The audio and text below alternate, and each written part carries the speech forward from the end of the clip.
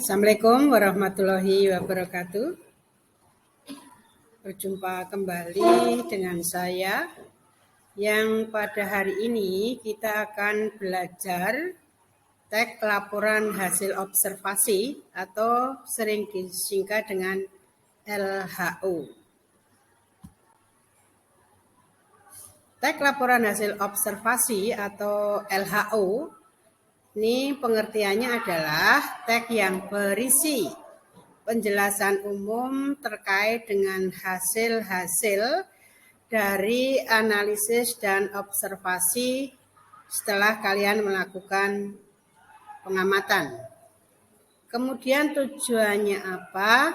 Kalian membuat teks laporan hasil observasi adalah untuk mendapatkan informasi dan penjelasan rinci mengenai suatu hal dari sudut pandang keilmuan kepada pembaca.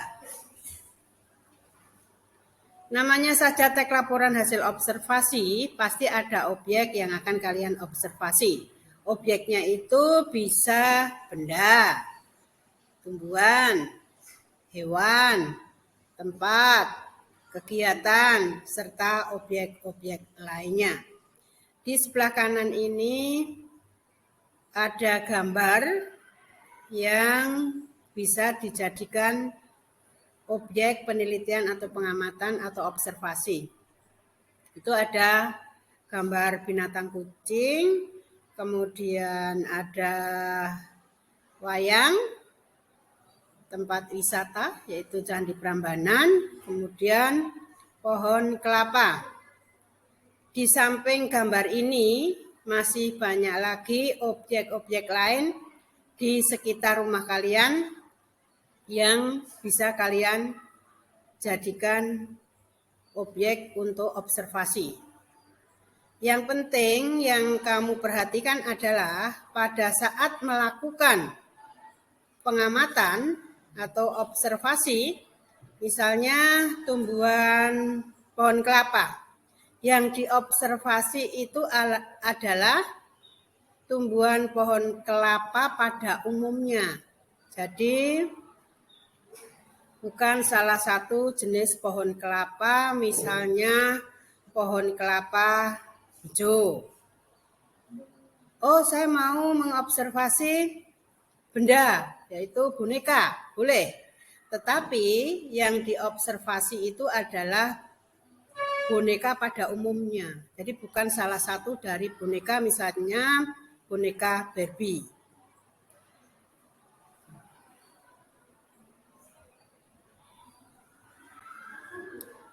Nah, ini adalah ciri-ciri teks laporan hasil observasi. Yang pertama itu bersifat objektif, global, dan universal. Universal ini adalah sifatnya umum. Objektif itu bahwa teks laporan ini memang hasil dari pengamatan nyata, bukan rekaan, bukan fiktif. Yang kedua, objek yang diamati cukup satu atau tunggal. Misalnya kalian mengamati boneka, ya cukup boneka saja. Jangan mengamati mainan lainnya, misalnya mobil-mobilan. Ya, jadi kita fokus pada satu objek saja. Yang ketiga, ditulis berdasarkan fakta sesuai dengan pengamatan yang telah dilakukan. Yang keempat, disajikan secara menarik, baik kata, bahasa, dan disusun menurut strukturnya yang sudah ada. Ini adalah struktur teks laporan hasil observasi. Yang pertama itu pernyataan umum. Di dalam pernyataan umum ini akan kalian temukan informasi umum mengenai objek yang dikaji, bisa nama ilmiah objek yang kita kaji, bisa definisi objek ataupun ciri umum dari objek yang kita kaji atau kita observasi. Struktur yang kedua yaitu deskripsi bagian. Kalau deskripsi bagian ini menjelaskan khusus tentang bagian-bagian atau karakteristik objek yang kita kaji. Kalau misalnya kita mengambil objek binatang, yang dibahas bisa bagian dari tubuh binatang tersebut, bisa pola makannya, habitat, dan kebiasaannya. Struktur yang ketiga yaitu deskripsi manfaat. Di deskripsi manfaat ini kita akan temukan manfaat dari objek yang kita kaji.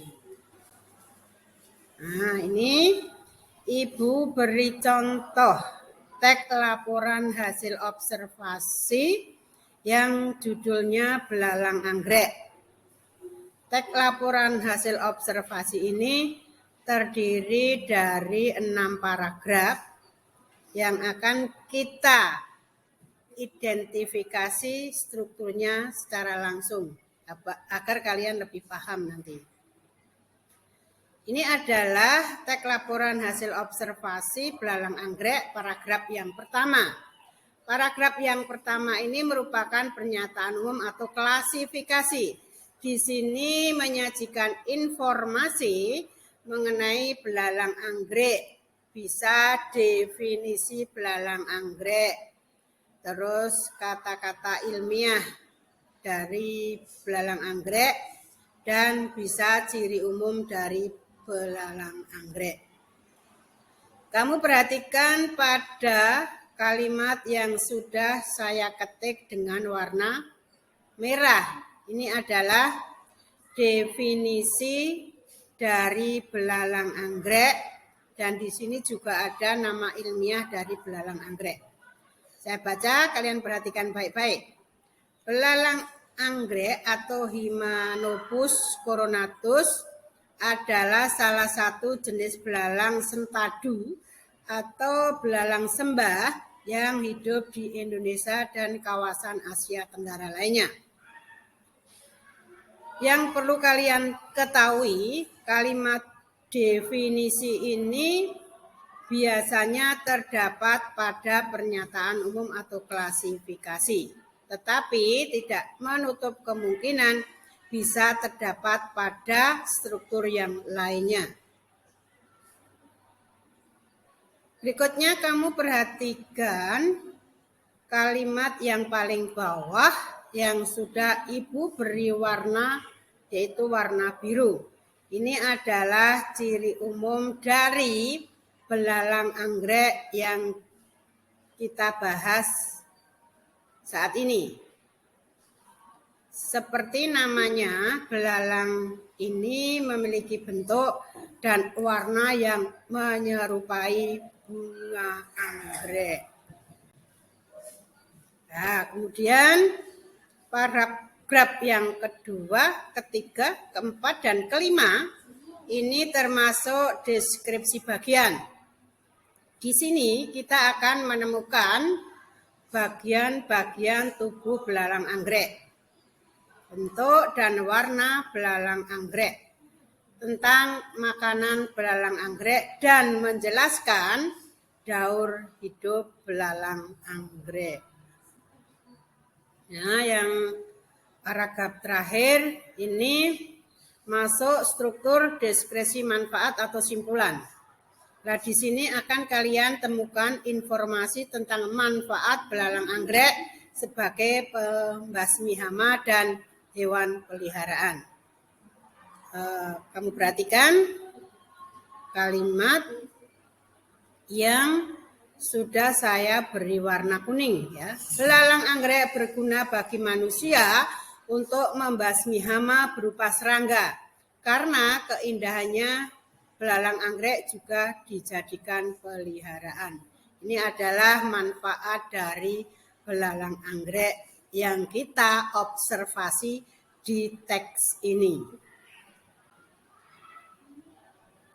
Kebahasaan teks laporan hasil observasi.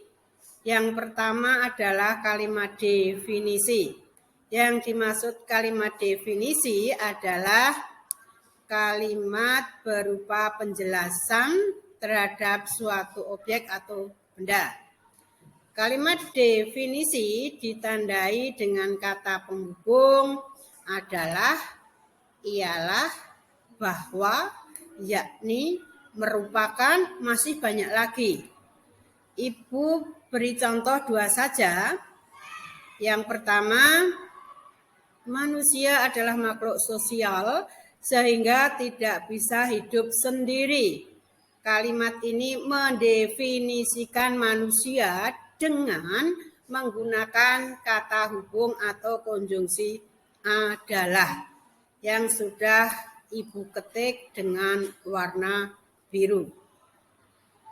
Contoh berikutnya, paus merupakan mamalia terbesar yang berada di bumi, walaupun di laut ia berkembang biak dengan cara beranak. Kalimat definisi ini adalah mendefinisikan binatang paus dengan konjungsi yang dipakai merupakan yang sudah Ibu ketik dengan tinta warna biru. Kebahasaan yang kedua di dalam teks laporan hasil observasi banyak kita temukan kalimat deskripsi, yaitu kalimat yang menggambarkan sifat-sifat atau ciri khusus atau spesifik dari suatu benda. Ibu beri contoh ya, satu saja. Buah durian sebagai buah favorit karena di balik kulitnya yang tajam terdapat isi yang sangat lezat untuk dimakan. Ini contoh mendeskripsikan kulit dari buah durian yang tajam dan isinya sangat lezat untuk dimakan. Kebahasaan yang terakhir terdapat imbuhan D. Ingat, penulisan imbuhan D ini harus dirangkai dengan kata dasarnya. Dan fungsi imbuhan D adalah membentuk kata kerja pasif. Contohnya dipukul, dimakan.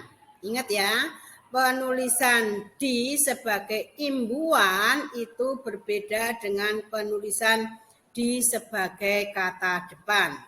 Kalau sebagai kata depan, penulisan D harus dipisah dari kata dasarnya selama menunjuk sifat, waktu, dan arah.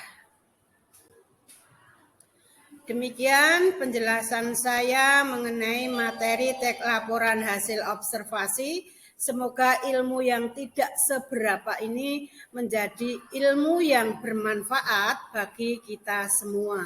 Wassalamualaikum warahmatullahi wabarakatuh.